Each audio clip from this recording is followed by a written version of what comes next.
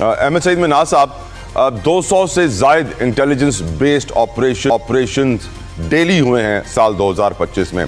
75,175 IBOs यकीनन एक बहुत बड़ा नंबर है और हम यकीनन सलाम भी पेश करते हैं अपनी फौज को। लेकिन फिर एक आम पाकिस्तानी सवाल पूछता है कि दहशतगर्दी का खात्मा नहीं हो पा रहा है। DG ISPR साहब कह रहे हैं सियासी सरपरस्ती हासिल है। What is to be done in your opinion, brigadier Ahmad Saeed Minaj साहब?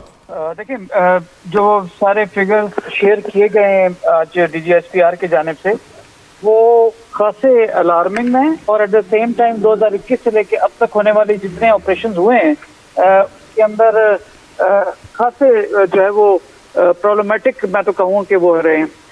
इसको 2021 के साथ अगर रिलेट करें, जब अमेरिकन यहाँ से निकले थे अफगानिस्तान से, तो उसी टाइम से लेके अब तक इसमें शिद्दत आई है और इसका जो डाटा के हिसाब से नेक्सस जो एस्टेब्लिश होता है, ये किस्म का नेक्सस से थोड़ा सख्त लफ्ज हो जाएगा, लेकिन जो फेवरेबल एनवायरनमेंट मिला दहशतगर्दों को, वो KP की भी जो गवर्नमेंट है उनकी जानिब से ये नहीं कि वहाँ को दानिस्ता तौर पे उनको सपोर्ट की जा रही थी, लेकिन एक लीनियंट अप्रोच से जब उन्होंने इसको हैंडल किया तो वो समझे कि शायद या तो वैक्यूम है या फिर उनके लिए एक नरम कॉर्नर है। तो लिहाजा अगर देखा जाए तो 80% जो वहाँ पे दहशतगर्दी की जो वाक़यात हुए हैं पाकिस्तान में, वो KP के अंदर हुए। दैट स्पीक्स ऑफ कि आपको एक हार्ड लाइन लेनी पड़ेगी for the sake of the innocent people of your country, and at the same time जो आपके दूसरे लोग हैं, जो कि दूसरे सूबों के लोग हैं, उसके हिसाब से आपको एक सख्त लाइन अगर नहीं लेंगे तो फिर दहशतगर्द इसको अपने लिए एक सेफ हेवन समझेंगे। ऑन दी अदर साइड,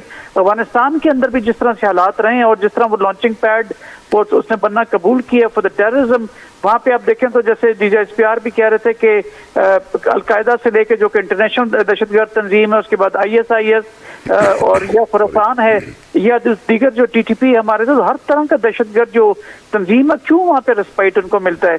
तो रीजन बीइंग कि वहाँ पे जो वॉर इकोनॉमी है उनको उसकी आदत पड़ी हुई है, तो लिहाजा वो अपने आप को एज अ प्रॉक्सी ऑफर करते हैं। तो जो ना सिर्फ जो ताजिक्स हैं या उस तरह के जो दूसरे लोग यहाँ पे अफगानिस्तान के अंदर जो इनके जो वॉर लॉर्ड्स हैं, जो कि अफगानिस्तान के तालिबान के अगेंस्ट हैं, उनके खिलाफ एक्शंस करते हैं, और जो TTP के लोग हैं वो हमारे पाकिस्तान में आके जो उनके यहाँ के जोग्राफिया का और ज्यादा मालूम है तो यहाँ के करते हैं। तो लिहाजा ये जो नेक्सस है, यह जो पॉलिटिकल एक सॉफ्ट कॉर्नर है फॉर द KP गवर्नमेंट, जिनके साथ के 1300 किलोमीटर का बॉर्डर हम शेयर करते हैं, तो DG ISPR कंसर्न ठीक है। तो यहाँ पर सिर्फ ये नहीं कि आप किसी गवर्नमेंट को जो अंडरमाइन कर रहे हैं, बिल्कुल भी नहीं। उनके एक वाज़ेह पोजीशन उनकी, वी अप्रिशिएट दैट, और गवर्नमेंट को करनी भी चाहिए फेडरल लेवल के ऊपर, but at the same time जब वो उनकी पॉलिसी अगर नाकाम रही है या उसके फातर ख्वाह जो है वो पॉजिटिव नतीजे नहीं निकले, तो मेरे ख्याल में उनको भी जरूरी है कि उसको रिविजिट करें। तो लिहाजा करना क्या है, सबसे इम्पोर्टेंट काम करना क्या है, तो नेशनल एक्शन प्लान के तहत जो कि जिसके जुमरे में ये ऑपरेशन अज़्म इस्तेहकाम आता है, उसके अंदर होल हार्टेडली पार्टिसिपेट करना पड़ेगा, ना कि हाफ हार्टेडली कि जिससे एक तकवीत मिलती है टेररिस्ट को कि वो यहाँ पे आके जो अपनी कार्रवाइयाँ करो, फिर वो सिंपथाइजर्स लोग बनते हैं उनके। तो लिहाजा अगर सोशल मीडिया तो चाहे में हो, चाहे वो इस्लामाबाद में हो या कराची में हो, सोशल मीडिया बहुत बड़ा एक मीडियम है, एक हथियार है जिसको ये टेररिस्ट इस्तेमाल कर रहे हैं, उसके ऊपर भी सख्त पॉलिसीज बनाने की जरूरत है। ब्रिगेडियर साहब, गुज़िश्ता रोज ही हमने देखा था कि CM KPK एक तकरीब से खिताब कर रहे थे वकीलों की, और वो कहते हैं कि हम ऑपरेशन की KPK में मुखालिफत करते हैं। अब ये जो नंबर्स DG ISPR ने भी शेयर किए हैं, जिसके मुताबिक एक दिन में 200 से जायद IBOs हो रहे हैं, सबसे ज़्यादा ऑपरेशन KPK और बलूचिस्तान में हुए हैं, तो मुझे तो ये लग रहा है कि शायद CM KPK को इस बात का अंदाज़ा ही नहीं है कि किस लेवल के ऑपरेशंस हो रहे हैं ऑलरेडी उनकी गवर्नमेंट के होते हुए भी, क्योंकि जिस तरह की वो स्टेटमेंट दे रहे हैं और जो इस वक्त ग्राउंड रियलिटी जो DG ISPR साहब ने बताया, वो बिल्कुल एक दूसरे के ऑपोजिट है। और आपके समझते हैं कोई बिटवीन द लाइंस मैसेज भी गया है सोहेल आफरीदी साहब के लिए? इन बिटवीन द लाइंस क्या वाज़ेह मैसेज है कि अपनी पॉलिसीज को जो है वो उसको तब्दील करें, स्टेट के साथ खड़े हो, आर्म्ड फोर्सेस के साथ खड़े हो, लेकिन एट द सेम टाइम अगर वो उसको एक्सेप्ट नहीं करते हैं या उनके लिए सॉफ्ट कॉर्नर रखते हैं या अपने उनके पॉलिटिकल इंटरेस्ट अगर कोई है जो कि अपने वो लीडर की जानिब देखते हुए, तो लिहाजा इन तमाम चीजों के अंदर अगर देखा जाए तो उनको एक वाज़ेह पोजीशन लेनी होगी। ये in between the lines message नहीं है, बड़ा क्लियर मैसेज है कि आपको अपनी जो सियासी अगर कोई स्टेक्स हैं तो उसको थोड़ा साइड पे रख के अपने KP के लोगों की जानो माल की हिफाजत के लिए स्टेट और आर्म फोर्सेस के साथ खड़ा होना पड़ेगा, ऑपरेशन अज़्म इस्तेहकाम को सपोर्ट करना होगा, क्योंकि ये सिर्फ ये नहीं है कि आपने कोई दोबारा से कोई सीटें जीतनी है, सीटें आपको मिलती रहेंगी, लेकिन अगर कंड्यूसिव एनवायरनमेंट मिल जाए बिल्कुल ठीक, तो बहुत अच्छा हो जाएगा। बिल्कुल ठीक, बिल्कुल आपने ऐसे अच्छी बात कही है आपने बड़ी ब्रिगेडियर साहब। गुफ्तगू आगे बढ़ाएंगे। अजहर सिद्दीक साहब अस्सलाम वालेकुम, शैला साहिबा अस्सलाम वालेकुम, सोबिया साहिबा अस्सलाम वालेकुम, थैंक यू आप सबके वक्त के लिए, I am grateful. Azhar Siddique sahab, क्योंकि जिस तरह भी ब्रिगेडियर साहब भी कह रहे थे कि DGISPR साहब ने स्ट्रेट मैसेज दिया है PTI को कि अपना सियासी लाहेअमल चेंज करें, अपने तरीक़ेकार चेंज करें, सरपरस्ती दहशतगर्दों की छोड़ दें। जो सोहेल आफरीदी साहब कह रहे थे गुज़िश्ता रोज़ के हम ऑपरेशन की मुखालिफत करते हैं, तो आज उनका जवाब उनको मिल गया है। और दूसरा सर, यहाँ पे जिस तरह के नंबर्स शेयर किए DGISPR साहब ने, तो KPK के अंदर भी रोज़ाना कई ऑपरेशन हो रहे हैं, और फिर भी चीफ मिनिस्टर सुबह खड़ा होकर कह रहे हैं कि मैं ऑपरेशन की मुखालिफत करता हूँ, जबकि ऑपरेशन चल ही रहे हैं, तो वो शायद अपनी सियासत चमका रहे हैं। आपका opinion on the whole situation Azhar Siddique sahab? बहुत शुक्रिया।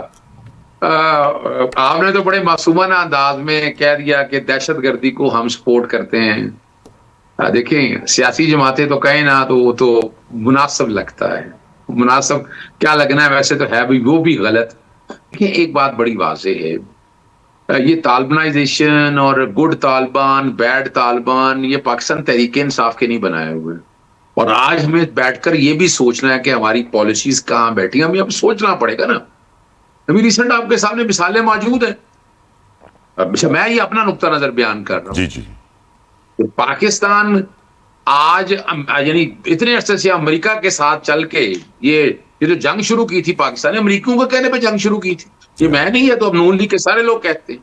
अफगानिस्तान वाले मसले में हमने अपने आप को उलझाया था, और उलझा के फायदा किसी तीसरे फोर्स को मिल गया, और अल्टीमेटली रशिया टूट गया। और आज फिर आकर अमेरिका जो है एक ऐसी ताकत के तौर पर खड़ा है कि जिसको मर्जी गिरा दे, जिसको मर्जी फेंक दे। मिसालें आपने देख ली हैं, ऑपरेशन रजीम चेंज पाकिस्तान के अंदर हुआ, फिर आपने देखा वेनेजुएला का हालात आपके सामने मौजूद है, और अब ईरान की तरफ चला गया। हम बड़े नाजुक दौर पे खड़े हैं। पहले तो आपको बैनुल अक़वामी तौर पर सोचना है, और हमने उस पर अभी तक कोई एक हेल्थी डायलॉग ना पार्लियामान के फ्लोर पे ना किसी और फ्लोर पे बैठकर डिस्कस किया कि इन दो चीजों को आपस में देख ले, नेक्सस को तय कर ले। वो हमारा फेल्योर है। वो जैसे भी है, वो सिर्फ एक ही मकसद रहा है 3.5 साल में से कि किसी तरह से पाकिस्तान तहरीके इंसाफ को खत्म कर दिया जाए। सर, लग ये रहा है कि दहशतगर्दी की सरपरस्ती की तलवार जो है वो PTI को खत्म कर देगी।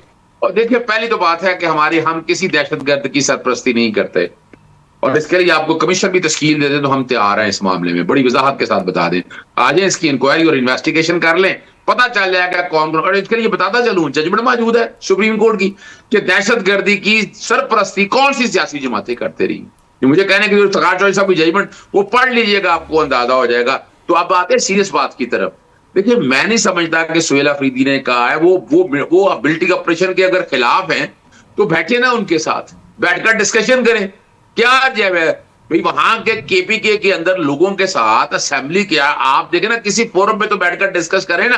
सोहेल अफरीदी को कोई जाती जंग तो है नहीं ना, वो जाती चाहता है, बात बड़ी वाज़ेह है। वो वहां के जो KPK के जो लोग कह रहे हैं उसके मुताबिक, यानी वो अपनी बात कोई नहीं कह रहा। KPK लोगों की अगर कोई डिमांड है, आप बैठे पार्लियामान के अंदर बैठकर देखें मामले में। लेकिन अभी तक देख लिया कि फिजिकली कहां रोका है।